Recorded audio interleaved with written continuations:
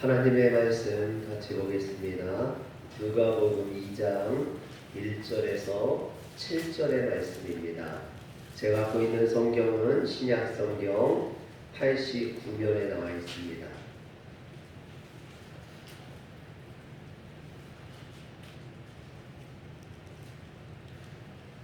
신약 성경 89면 누가복음 2장 1절부터 7절의 말씀을 같이 기록합니다.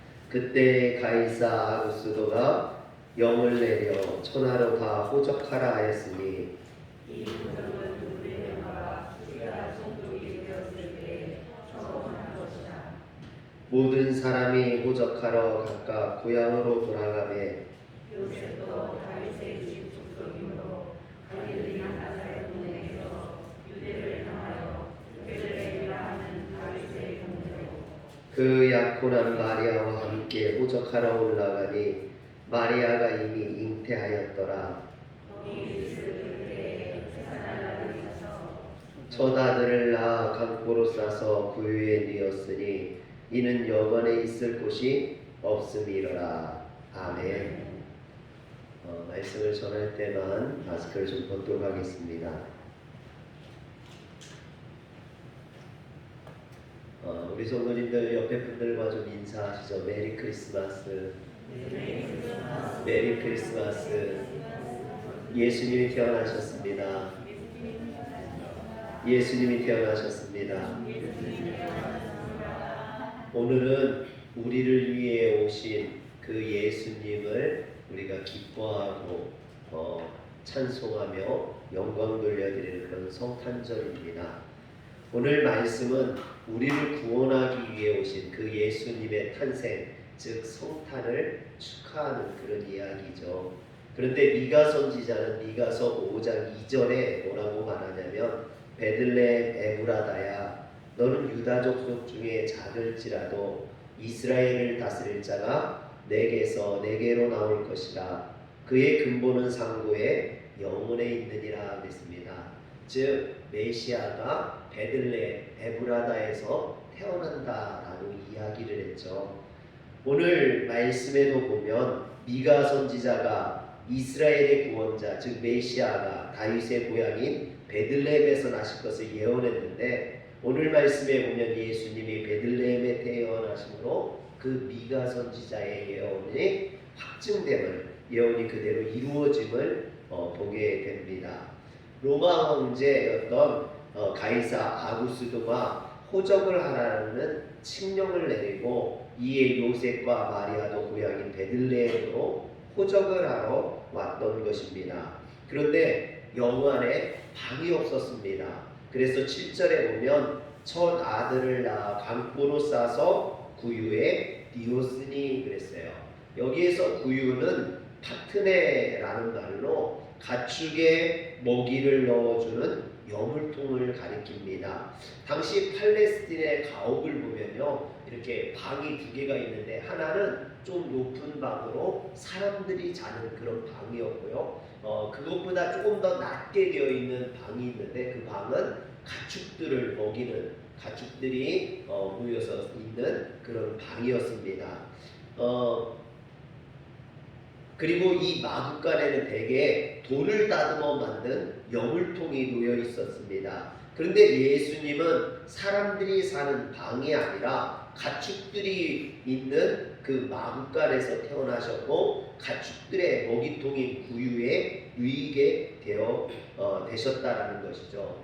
여러분 찬송가 108장에 보면 그 어린 주 예수 이 찬양에 보면 그 어린 주 예수 누울 자리 없어 그 귀하신 몸이 구유에 있네 저 하늘 별들이 반짝이는데 그 어린 주 예수 골 위에 자네. 여러분 어린 주 예수께서 그 귀하신 몸이 구유에 오셨다는 거예요. 저 하늘의 별들이 반짝이는데 그 어린 주 예수께서 꼴 위에서 잔다라고 말하고 있습니다. 여러분 한번 생각을 해보세요. 하나님께서 우리 인류를 구원하시기 위해서, 우리를 구원하시기 위해서 육신을 입고 저 하늘의 보좌를 버리고 이 땅에 오셨는데 하필 그 오신 곳이 마구간이라는 거예요. 말구유에 누우셨다라는 거죠.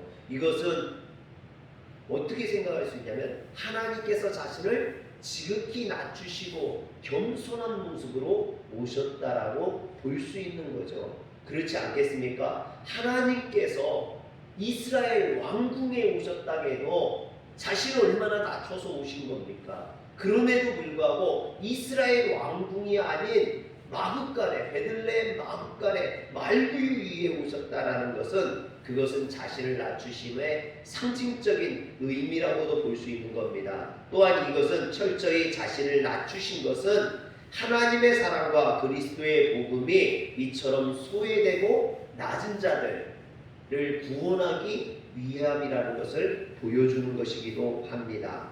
여러분, 하나님의 아들 독생자 예수 그리스도께서 이스라엘 왕으로 왔다고 해도 여러분 하늘 보좌에 비하면 아주 낮고 천한 곳에 온 거 아닙니까? 그러나 사람들은 뭐라고 합니까? 저가 영광을 받으러 왔다라고 말할 수 있겠죠. 왕으로 태어나셨다면. 그래서 예수님은 왕으로 오신 것이 아니라 그 높은 자리로 오신 것이 아니라 베들레헴 마구간 말구유 아주 낮고 천한 곳. 여러분 보통 아기들도 말구유에 누이진 않거든요. 마구간에서 자진 않거든요. 그런데 하나님의 아들 독생자가 그렇게 낮고 천한 곳에 우리를 위해 오셨다라는 것입니다. 그런데 여러분 주님이 계신 곳이 어디입니까? 곧 성전입니다. 여러분 성전이라는 것이 예루살렘의 솔로몬의 성전처럼 화려하고 웅장한 곳이 성전이 아니에요. 대리석으로 짓고 십자가를 높이 매달아야 성전이 아닙니다. 성전은 주님이 계신 곳, 그곳이 성전이에요.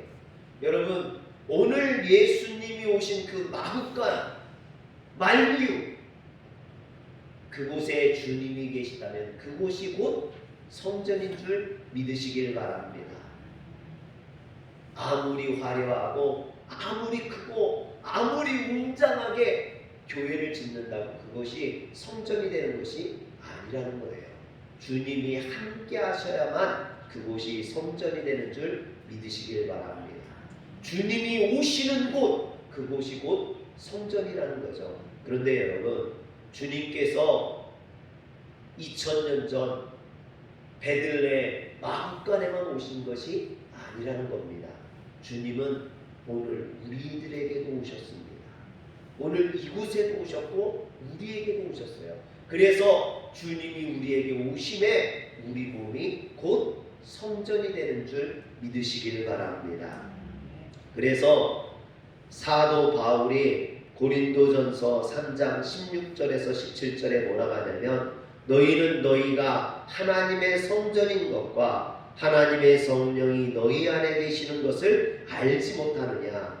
누구든지 하나님의 성전을 더럽히면 하나님이 그 사람을 멸하시리라. 하나님의 성전은 거룩하니 너희도 그러하니라.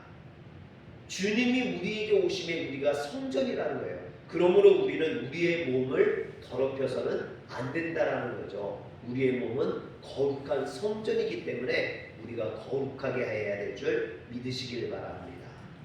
그런데 여러분, 여러분들의 몸은 성전으로 거룩하십니까? 여러분들의 마음은 주님을 모시고 있기에 깨끗하고 정결하고 성결하십니까? 그렇지 않죠. 우리의 마음 속에는 추악하고 더러운 것들이 많이 들어 있습니다. 때로는 화도 나고요.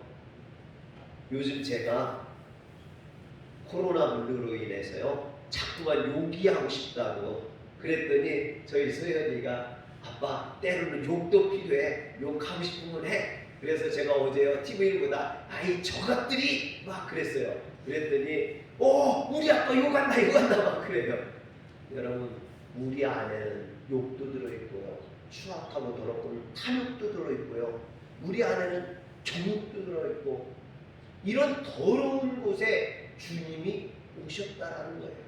주님이 오셔서 이 더럽고 추악한 것을 예수 그리스도의 보혈로 씻어주시고 거룩한 성전이 되게 하셨다라는 거죠. 여러분, 생각을 해보면 베들레헴의 마구간 말구유가 더러운 것이 아니라 오늘 우리의 마음이 더러울지도 몰라요. 그 마구간보다 더 더러운 곳, 더 추악한 곳, 더 냄새나는 곳, 그곳에 주님이 오셨어요. 주님이 오셨어요. 그리고 주님이 이 더럽고 추악한 우리의 마음에 찾아오셔서 거룩한 성전이 되게 해주셨습니다. 이것이 성탄절의 은혜예요. 주님의 오심에 은혜인 줄 믿으시길 바랍니다. 그러므로 성탄절에 우리는 우리의 마음을 살펴야 합니다. 예수님이 정말 나의 마음에 임하셨는지, 그래서 마구간과 같은 나의 마음이 정말 하나님의 성전이 되었는지 살펴볼 수 있어야만 합니다. 존 스토트라는 사람이 나는 왜 그리스도인이 되었는가 라는 책에서 이렇게 이야기합니다.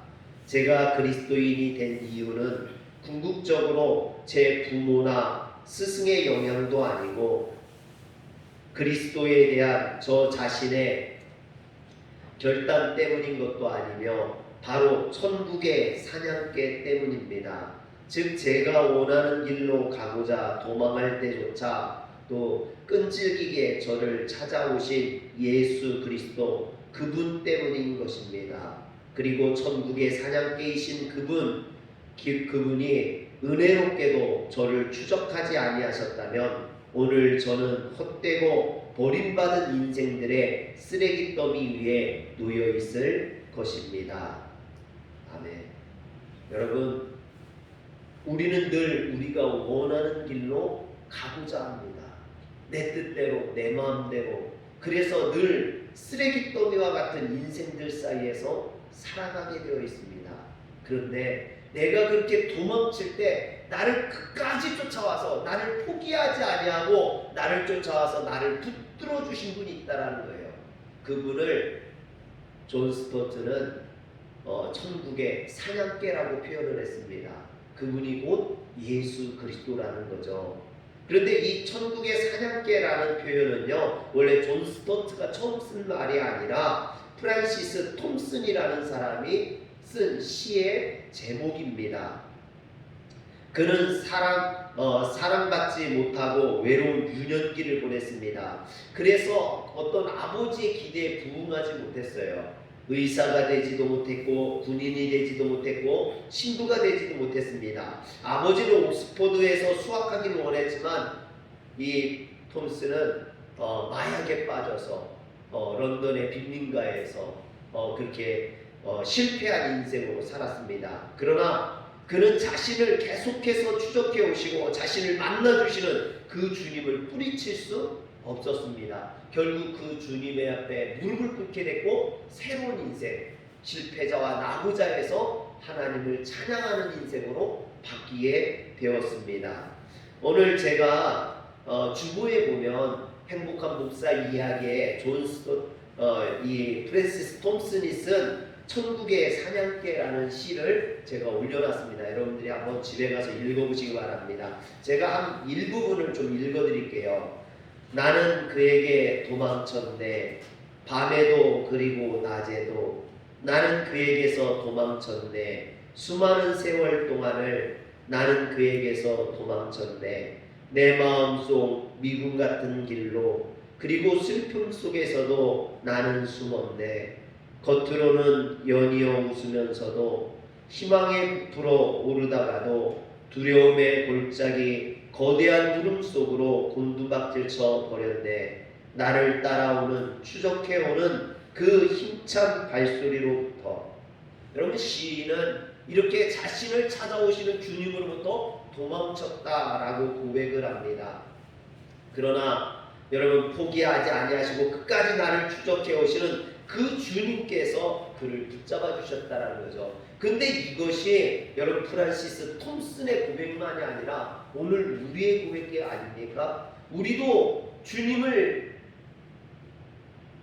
벗어나서 얼마나 많이 도망다녔습니까? 그러나 나를 끝까지 포기하지 아니하시는 그 주님이 우리를 붙들어 주신 거죠. 여러분 전사들이 들판에서 양을 치던 목자들에게만 찾아간 것이 아닙니다. 주님께서 존 스토트와 프란시스 톰슨만 추적해 가신 것이 아닙니다. 남편이 5이나 있었던 사마리아 여인을 찾아가셨고 베데스다 연못에서 절망하고 탄식하는 38년 된 병자를 주님이 찾아가셨으며 무덤 속에서 썩어져 가던 그 죽은 나사로를 주님이 찾아가셔서 만나 주셨습니다.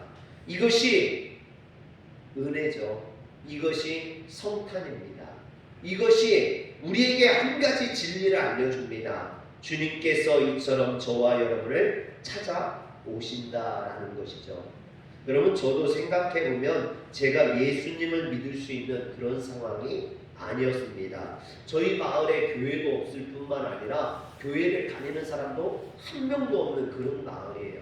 저희 일가 친척 중에 교회를 다니는 사람이 없어요. 여러분 그런데 제가 초등학교 4학년 때 집에 있는데 밖이 시끄러운 거예요. 그래서 나와봤더니 여름 성경학교를 앞두고 저희 마을에서 산을 하나 앞에 넘으면은 교회가 있는데 그 너머에 교회가 있는데 그 교회에서 전도를 나오는 거예요. 그래서 막 북을 치고 선생님들과 아이들이 초대장과 선물을 주는 거예요. 그래서 제가 담너머로 이렇게 쳐다보고 있으니까 저한테도 이렇게 초대장하고 주면서 너 교회 와, 여름 성경학교 하는 재밌어 그러는 거예요. 근데 제가 뭐라 했냐면 싫어요. 저는 아버지가 교회 못 가게 해서 교회 못 가요. 그리고 안 받았어요. 근데 여름 성경학교가 됐는데 첫날에요. 저희 누나가 친구들 따라서 교회를 갔다 온 거예요. 여름 성경학교를 갔다 온 거예요. 그래서 갔다 와서 재밌다고 저를 꼬시는 거예요. 알고 봤더니 이렇게 누구 데려오면은 선물을 주는데 그게 갖고 싶어가지고 저를 꼬신 거예요. 상민아 재밌어. 아빠한테 혼났는데 야 괜찮아. 아빠 모르게 갔다 온대. 그래가지고 꼬셔가지고 저를 데리고 여름 성경학교를 간 거예요. 근데 여름 성경학교에 가서 보니까 정말 선생님들도 좋고 너무너무 재밌는 거예요. 그래서 교회를 계속 다니려고 하는데 여름 성경학교 딱 끝나니까 저희 누나가 교회를 안 가는 거예요. 안 갈 뿐만 아니라 제가 혼자 가는데 저하고 싸우고 나서는 저희 아버지한테 고자질을 하는 거예요. 아빠 상렬이가 교회 간대요. 그래서 아버지한테 저만 혼나고요. 그리고 그 다음부터 교회를 또 못 갔어요. 그런데 제가 6학년 때 친구가 자기네 집에 와서 하루 자자는 거예요. 하루 자자는. 그래서 아버지한테 한 사정사정해서 친구네 집에서 가서 자는데 그날이 성탄절 이브날이었어요. 여러분 그 친구가 교회를 다니는데 저하고 가장 친한 친구예요. 초등학교 1학년 때부터 지금까지 늘 단짝이었던 그런 친구인데 그 친구가 교회를 다니는데 저를 교회에 데리고 가고 싶어서 자기네 집에서 하루 자자는 그런 거예요. 그래서 성탄절 이브라는 것에 그 교회에 처음 가봤어요. 성탄절 이브에 교회 갔더니 막 교인들이 다 같이 모여서 막 연극도 하고 율동도 하고 찬양도 하고 선물도 주고받고 저는 그런 걸 처음 봤어요. 성탄절이라는 걸 교회를 처음 갔으니까 여러분 너무너무 재밌고요. 사람들이 너무너무 좋은 거예요. 그 분위기를 제가 잊을 수가 없어요. 우리도 이렇게 성탄절날 발표회를 하다가 이번에는 코로나 때문에 아무것도 못 하잖아요. 학생들 발표회도 교회 학교도 연극도 우리 장로님들 연극을 좀 봐야 되는데 올해는 그런 연극도 못 하고요. 아무것도 못 하니까 제가 너무 마음이 아픈 거예요. 여러분 그때가 생각나요. 그 초등학교 6학년 때 처음 교회 갔을 때 그 성탄절의 모습 너무나 즐겁고 행복했던 그 모습 뭐 별게 있었던 것도 아닌데요. 온 성도들이 다 즐겁게 그리고 새벽송이라는 게 있는데 그걸 같이 돌자는 거예요. 근데 또 형들이요, 니네는 안 돼! 막 그래요. 초등학생들은 어리다고 안 데리고 간다는 거예요. 근데 제 친구가요, 괜찮아, 갈 수 있어. 새벽까지 기다렸다 따라가면 돼. 그러는 거예요. 그래가지고 새벽까지 기다리다가 2시까지는 앉았는데요, 깜빡 둘이 잠들어 버렸어요. 그래서 그때는 새벽송을 뭐 지금처럼 밤에 도는 게 아니라 진짜 새벽에 놀았어요. 새벽 뭐 3시, 4시 정도 되면 놀았는데 깜빡 잠들어서 그 새벽송은 못 돌았어요. 여러분, 그때 교회에 갔다 왔는데 너무 좋은 거죠. 교회에 대한 느낌. 그러나 아버지가 무서워서 그 이후에도 교회는 못 다녔어요. 그러다가 제가 중학교 2학년 때 크게 교통사고가 납니다. 시내버스를 타려고 하는데 버스가 갑자기 출발을 했고 문이 닫히면서 문에 맞아서 제가 떨어졌어요. 버스에서 떨어져서 그 버스가 지나가면서 그 바퀴에 빨려 들어가 가지고 제 오른쪽 다리가 뒷바퀴에 완전히 갈렸습니다. 그래서 다리가 완전히 쥐포가 되었죠. 납작해져서 다 터져버리고 제가 6개월을 병원에 있었고요. 6개월 병원에서 있다가 퇴원하고도 목발을 짚었고, 그리고 뛰기까지는 몇 년이 더 걸렸어요. 그 후유증이 엄청 심하더라고요. 그런데 이상한 것은 병원에 있으면서 병원에 들어가 있는데 그 병원에 그 6개월 동안 있으니까 얼마나 사람들이 많이 바뀝니까, 병원에. 그런데 이상한 것은요, 병원에 같은 병실에 들어오는 사람마다 다 크리스찬인 거예요. 다 예수 믿는 사람만 들어오는 거예요. 왜 그러냐면 제가 누워 있으니까 걷질 못하니까 대소변을 다 받아내야 돼요. 물을 하나도 못 마시고 이렇게 움직이질 못하니까, 혼자는 못 움직이니까. 그런데 부모님이 늘 옆에 있을 수 없잖아요. 부모님도 직장 다니고 바쁘시니까. 그런데 옆에 있는 그 크리스찬들이요, 얼마나 사실 다른 사람 대소변을 받아낸다는 게 쉽지 않잖아요. 근데 그것을 다 해주시는 거예요. 오는 분들마다. 여러분, 그래서 제가 그때 느꼈어요. 예수 믿는 사람들은 이렇게 좋은 사람들이구나. 참 예수 믿는 사람들이라는 것이 참 일반 사람들하고 다르구나라는 것을 그때 제가 깨달았어요. 그러면서 그분들이 너 병원에서 태어나면 교회 가. 모든 사람들이 다 똑같아요. 너 교회 다녀. 교회 다니면 너무 좋아. 다 그러는 거예요. 그리고 그때 저를 그 초등학교 6학년 때 자기네 집에서 재우면서 성탄절 때 교회를 데리고 갔던 그 친구하고 목사님 아들이었던 친구하고 두 친구가 늘 변함없이 병원에 오는 거예요. 다른 친구들은 한 번만 오고 안 오는데 그 친구들은 제가 퇴원할 때까지 그렇게 매일같이 그렇게 병원에 오는 거예요. 그게 너무 고마워서 그 친구들하고 약속했어요. 제가 퇴원하면 교회를 다니겠다고. 그래서 중학교 3학년 때부터 교회를 다니게 되는 겁니다. 저를 돌아보면요, 주님께서 여러 번 저를 찾아오셨던 것 같아요. 초등학교 4학년 때, 또 초등학교 6학년 때, 중학교 때. 그러나 그때는 제가 주님을 영접할 그런 준비가 되어 있지 않았던 거죠. 주님이 저를 찾아오셨지만 그것을 제가 몰랐던 거죠. 그러다가 중학교 3학년 때부터 교회를 다니고 고등학교 1학년 때 수련회에 가서, 여름 수련회에 가서 성령을 체험하게 됩니다. 예수님을 비로소 제가 영접하게 되죠. 사랑하는 성도 여러분, 제가 6학년 때나 4학년 때 뭐 중학교 때만 주님이 저를 찾아오신 게 아니라 아마 제가 몰라서 그렇지 그 이전에도 여러 번 주님이 저를 찾아오셨을 거예요. 여러분들도 마찬가지일 겁니다. 주님이 여러분들을 수없이 많이 찾아오셨어요. 그러나 그 주님을 여러분들이 붙들지 못했던 것뿐이지. 오늘 여러분들은 이제 주님을 영접하고 주님을 만나서 이렇게 성탄절에 주님 앞에 나와 있습니다. 그러나 아직도 주님을 영접하지 못하고 주님을 만나지 못한 분들이 있다면 이 성탄절에 여러분들을 찾아오신 그 주님을 만나시기를 주의 이름으로 축원합니다. 오늘 베들레헴 마구간에 예수님이 오셨을 때 그 예수님을 만난 사람들이 있습니다. 주님을 영접한 사람들이 있습니다. 오늘 우리도 그들과 같이 주님을 만나야 될 줄 믿으시길 바랍니다. 주님이 베들레헴 마구간에 태어나셨을 때 누가 그 주님을 만나서 주님을 찾아와서 그 주님을 만나고 영접했습니까? 마태복음 2장에 보면 동방에서부터 박사들이 별을 보고 찾아왔습니다.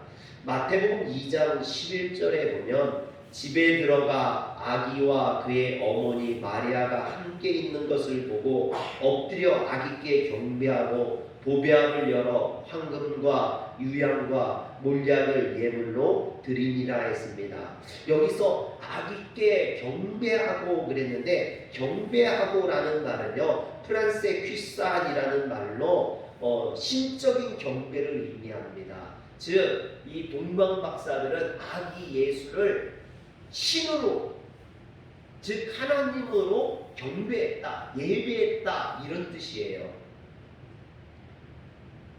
메시아의 탄생 소식을 들은 헤롯 왕도 대제사장도 유대인들도 예수님을 찾아와 경배하지 않았는데, 이방에서 온 박사들은 멀리서부터 찾아와서 그 아기 예수를 메시아로, 그리스도로 경배하고 영접했다라는 것입니다. 뿐만 아니라 동방 박사들은 아기 예수께 경배하기에 나가면서 빈손으로 나오지 아니하고 귀중한 예물을 준비했습니다.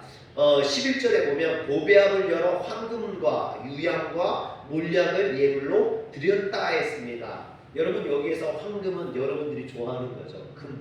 금을 의미합니다. 유향이라는 것은 뭐냐면 동아프리카나 아시아에서 나는, 나무에서 나는 향수로서 이것이 고급 향수예요. 제사 때, 신에게 드리는 제사 때 쓰여지는 그런 향수입니다. 그리고 몰약이라는 것은요, 이게 뭐냐면 시체가 썩지 말라고 바르는, 예수님이 돌아가실 때 마리아가 예수님에게 바르려고 가져갔던 것이 바로 이 몰약이에요. 이 몰약을 시체에 바르는 그런 향수를 의미합니다. 그래서 황금은 예수님의 왕권을 상징하고요, 유향은 예수님의 신성을, 그리고 몰약은 예수님의 순환과 죽음을 상징합니다. 이처럼 동방 박사들 이 귀한 것들을, 하나같이 다 귀한 것들을 준비해서 아기 예수님을 영접하며 그분을 내게 드렸다라는 거죠. 이처럼 동방 박사들은 유대인도 아니고 이방인이었으면서도 그들은 인류의 구속자로 오신 예수님을 예배하기 위한 합당한 자세가 어떤 것인지를 우리에게 보여줍니다. 사랑하는 성도 여러분, 오늘 우리가 이 성탄절을 만나서 오늘 우리를 찾아오신 그 예수님 앞에 예배하기 위해 나왔는데, 우리의 모습과 동방 박사들의 모습을 비교할 수 있어야 돼요. 오늘 우리는 그 예수님에게 신적인 경배를 드리고 있는지, 또한 그 예수님 앞에 나오면서 준비된 모습으로 나오고 있는지, 우리의 겉모습, 우리의 옷까지, 여러분, 주님 앞에 나오면서 최고의 것을 입고 나와야 돼요. 부시시한 모습으로 나오는 것이 아니라 머리도 정갈하게, 옷도 깔끔하게, 꼭 비싼 옷을 입어야 되는 것이 아니라 오늘 우리가 정결하고 깨끗한 모습으로 주님 앞에 나와야 될 줄 믿으시길 바랍니다. 뿐만 아니라 주님 앞에 나오면서 빈손 들고 오지 아니하고 주님 앞에 예물을 드릴 수 있어야겠죠. 많고 적음이 귀한, 그것이 중요한 것이 아니라 주님 앞에 우리의 경배하는 마음, 우리의 어떤 감사의 마음을 표현할 수 있어야 된다는 거예요.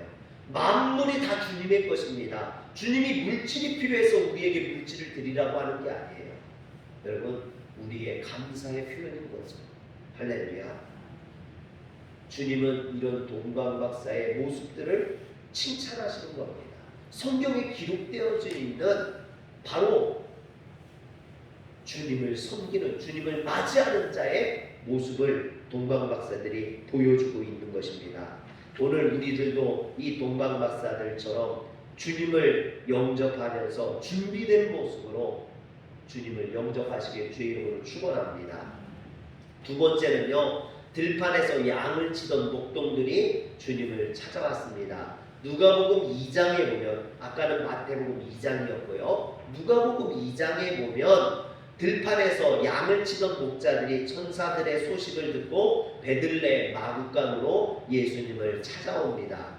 그 당시 목자들은요, 창기나 세리 못지않게 유대 사회에서 천민 취급을 받던 계층들입니다. 그런데 하나님께서는 예루살렘의 종교 지도자들에게 성탄의 소식을 먼저 알리지 않고 천대받던 목자들에게 성탄의 기쁜 소식을 알려줬다라는 것이죠. 여기에는 이유가 있습니다. 왜냐하면 그때 당시에 유대 종교 지도자들은요, 교만했어요. 자신들이 하나님 앞에 예물을 드리고 유월절을 지키고 이런 것들로 인해서 교만했어요. 사람들 앞에서 그 예수님의 말씀에 보면 사람들 앞에서 금식한 것을 티내고 마치 자신이 거룩한 것인 것처럼, 그래서 다른 사람들이 보면서 저들은 거룩하다고, 저들은 위대하다고 칭송할 정도로 그렇게 자신들의 겉모습을, 거룩한 모습을 보이려고 노력했다라는 거죠. 여러분, 진짜 그런다고 거룩해집니까? 목회자가 되는 길, 누가 그런 얘기를 하더라고요. 목회자가 되는 길, 목소리를 갈고 닦아야 된다. 할렐루야, 할렐루야, 할렐루야. 신학생 때 일이에요. 신학생 때 어떤 분이 그래요. 목회자가 되는 길, 그러면서 목소리를 갈고 닦아야 되고 모습을, 그 얼굴을 갈고 닦아야 된대요. 늘 이렇게 인자한 모습, 거룩한 모습, 할렐루야, 이런 모습, 이런 모습을 연습해야 된다는 거예요. 여러분, 그렇다고 그런 모습이 진짜 거룩한 모습입니까? 아니라는 거죠. 이 유대 종교 지도자는 겉모양만 거룩했지 실제적으로는 주님을 섬기지 않았다는 거예요. 그래서 이 성탄의 기쁜 소식이 전해질 때 그들은 제외된 거예요.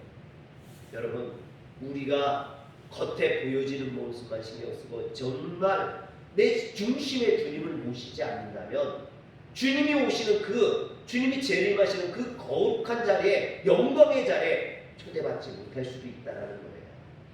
오늘 우리는 그래서 깨어 있어야만 합니다. 할렐루야. 그러나 목자들은 어땠습니까? 자신들이 하는 일이 비록 천대받고 괄시받는 일이라 할지라도 그들은 자신의 일에 최선을 다했습니다. 열심을 다했어요. 8절에 보면, 오늘 말씀 8절에 보면요, 밤에 밖에서 양떼를 지키니라 그랬습니다. 여러분, 밤에 밖에서 양떼를 지키니라. 목자들이니까 당연히 밖에서 양떼를 지켜야겠죠. 그러나 여러분, 이 양들이 자신들의 소유가 아니라는 거예요. 그때 대부분의 목자들은요, 자신의 양을 돌본 것이 아니라 예루살렘 귀족들의 양을 치고 있었습니다.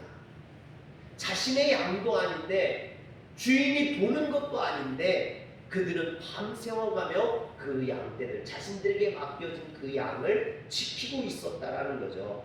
이것이 선한 목자 아닙니까? 정직한 자들의 모습 아닙니까? 그래서 주님은 이 땅을 구원하러 오신 그 예수님의 탄생, 성탄의 밤에 이 목동들을 초대한 것입니다. 할렐루야. 이처럼 하나님은 성실하고 정직한 자들을 성탄의 자리에 부르시는 줄 믿으시길 바랍니다.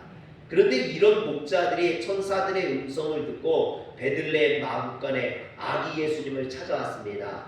누가복음 2장 15절에 보면 천사들이 떠나 하늘로 올라가니 목자가 서로 말하되 이제 베들레헴으로 가서 주께서 우리에게 알리신 바 이 이루어진 일을 보자 하고 그랬습니다. 그리고 목자들은 아기 예수님을 보고 하나님께 영광을 돌립니다. 누가복음 2장 20절에 보면 목자들은 자기들에게 이르던 바와 같이 듣고 본 그 모든 것으로 인하여 하나님께 영광을 돌리고 찬송하며 돌아가니라 그랬습니다. 여기서 영광을 돌리며에 해당하는 헬라어가 독사존테스인데, 영광을 돌리다라는 의미보다는요, 영화롭게 하다, 존귀하게 하다라는 의미가 더 강합니다. 그러면 영광을 돌리다와 영화롭게 하다, 어떤 차이가 있느냐면, 영광을 돌리다라는 것은요, 내가 받아야 될 영광을 내가 받는 게 아니라 주님께 돌렸다라는 의미예요. 그러나 이건 맞지 않죠. 내가 받을 영광이 아니라 원래 주님이 받아야 될 영광 아닙니까? 그래서 이 독사존테스라는 말은요, 영화롭게 하다는 뜻이에요. 즉 영광받기에 합당하신 그분에게 합당한 영광을 돌리다라는 뜻이에요. 여러분, 우리 주님은 내가 받아야 될 영광을 주님한테 주는 것이 아니라 원래 영광 받아야 될 분인 거예요.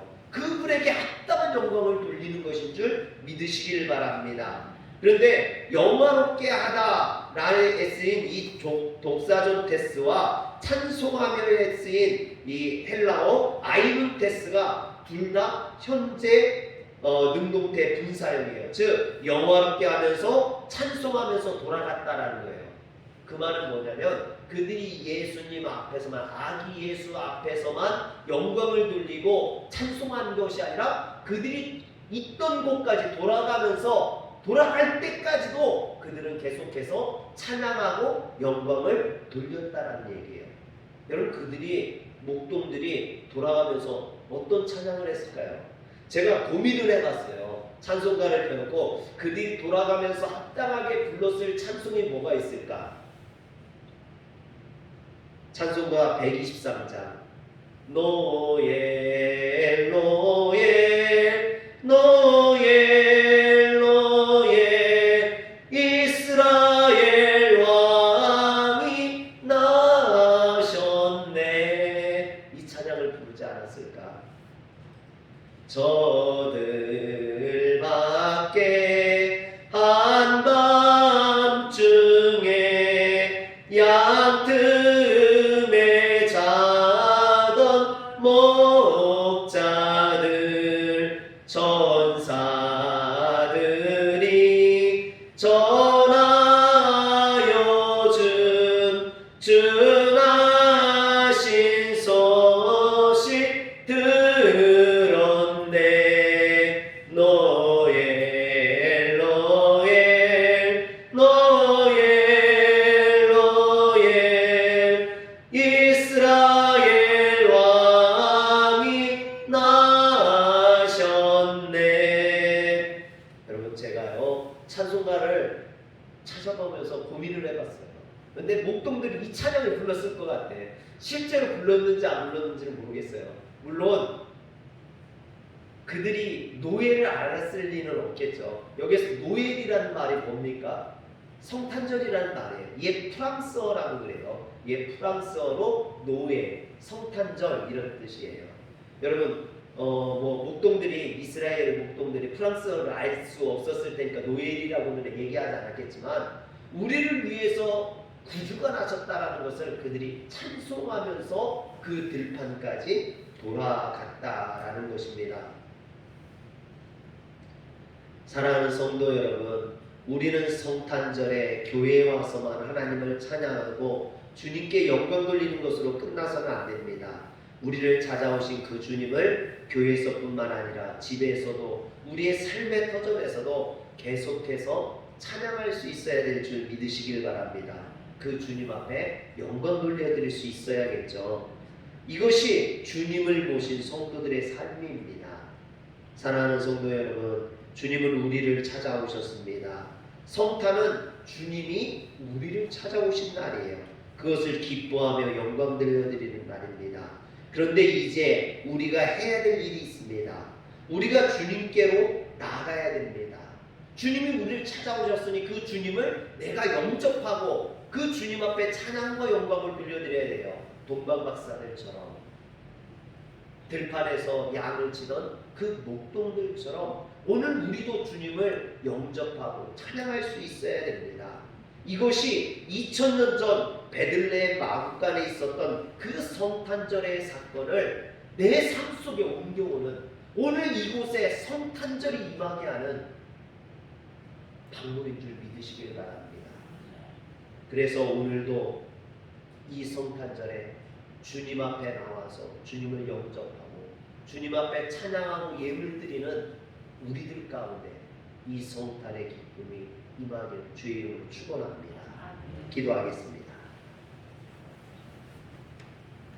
전능하신 하나님, 목동들이 노엘로에 이스라엘 왕이 나셨다고 찬양했던 것처럼 동방 박사들이 그 주님 앞에 황금과 유향과 몰약의 예물을 드렸던 것처럼 오늘 우리가 주님이 나신 이 성탄의 기쁨을 맛보며 주님 앞에 예배를 드립니다.